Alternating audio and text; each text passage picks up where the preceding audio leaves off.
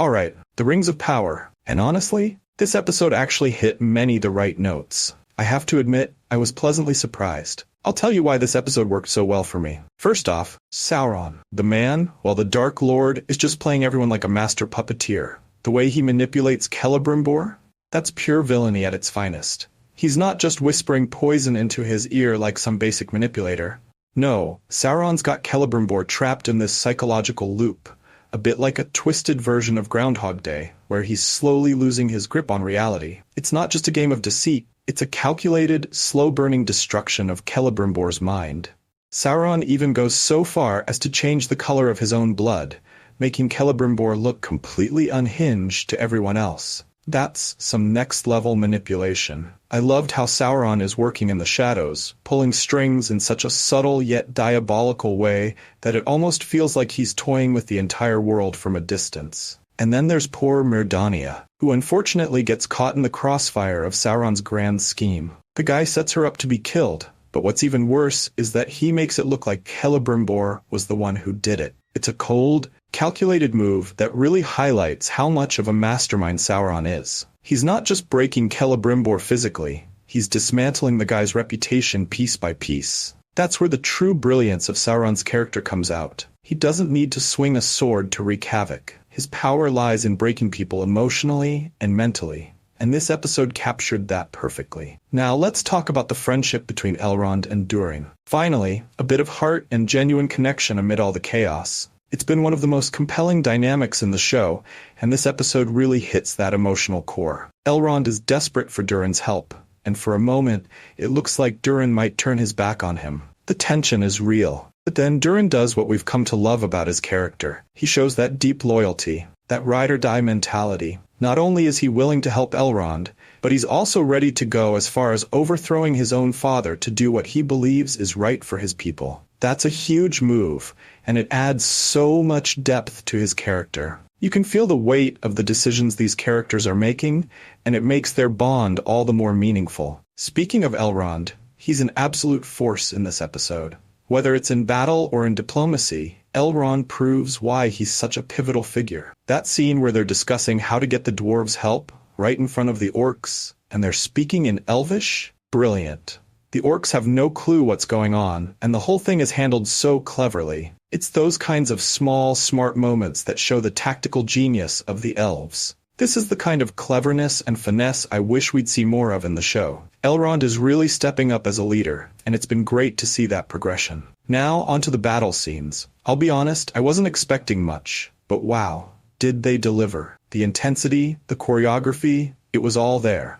Arrows flying, swords clashing, and the chaos of war felt very real in this episode. One standout moment has to be when a lady elf, injured and with an arrow sticking out of her, decides to pull the arrow out just so she can turn around and take down a group of orcs. The battle scenes in this episode were top-notch and really elevated the stakes. Of course, there's the moment when Elrond finds out that the dwarves aren't coming to help. You can just feel the betrayal hit him like a ton of bricks. It stings even more because of the deep bond he shares with Durin. The show has spent so much time building up that friendship, so when the dwarves choose not to come, it's a real emotional gut punch.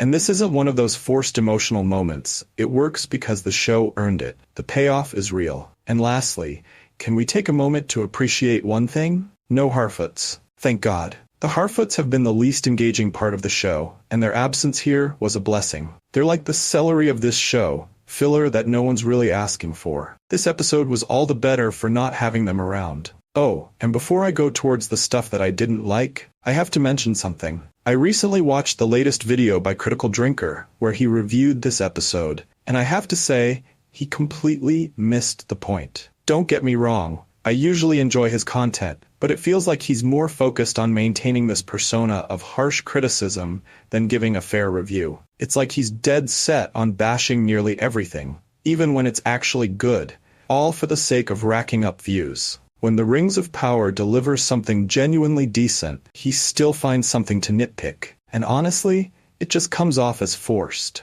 Not everything has to be torn apart for the sake of controversy, and it's a shame he couldn't appreciate the good things this episode did right. All in all, this episode was a win, and it gave us everything we've been waiting for. Here's hoping the show can keep this level of quality moving forward. But I am not the guy who just likes everything being shown on screen. There are many moments in this episode that I didn't like. First up, Galadriel's escape. Now don't get me wrong, I love a good breakout scene, but she's been stuck there for days, and all of a sudden she remembers she's got this little pin that she can use to escape. Look, I get that sometimes the plot needs to move, but why didn't she use this days ago? If that pin was her ticket to freedom, it makes you wonder why she was just hanging around until now. It's like the writers realized they needed to get her out of there and just threw that in as a quick fix. A bit more urgency earlier on would have made this feel less convenient. Then we've got Celebrimbor, still working on the rings for Sauron after knowing who he really is. This one didn't sit right with me.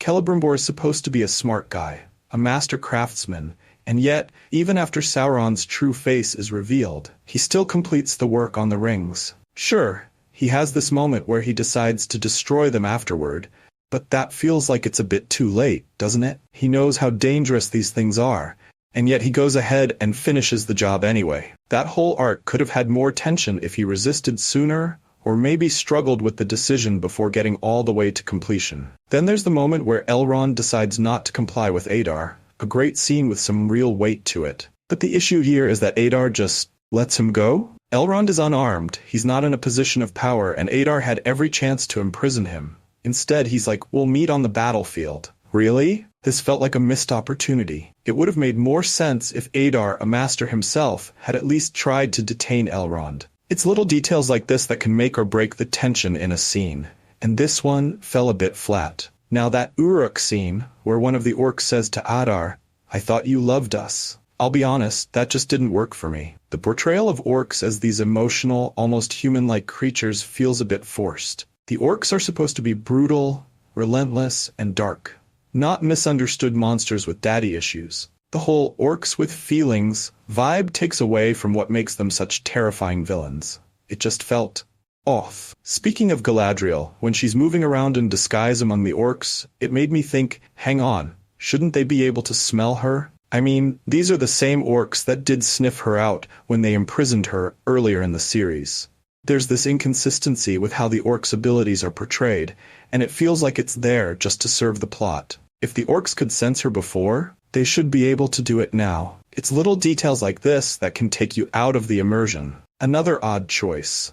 Both sides want to kill Sauron. Both sides know he's inside the Elven city.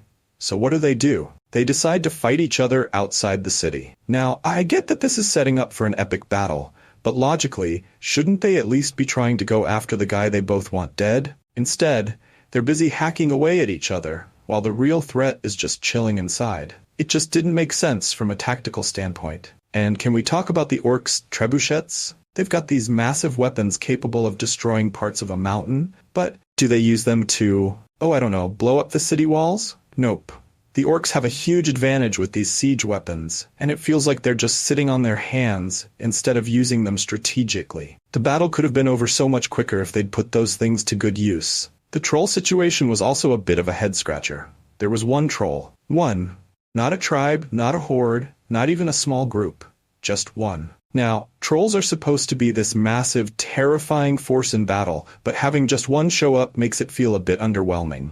With all the build up to this big battle, throwing in a couple more trolls would have added that extra layer of danger and chaos the fight needed. And finally, the kiss. Oh man. When I found out the writers had Galadriel and Elrond kiss each other, I just cringed. Like, come on. Did no one realize that Galadriel is basically his mother-in-law? It's just awkward.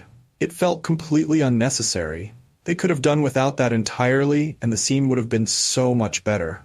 So yeah, those were the moments that could have been tightened up a bit. Nothing majorly terrible, just a few things that could have made a good episode even better. Please subscribe if you liked this video. It really helps me in growing this channel.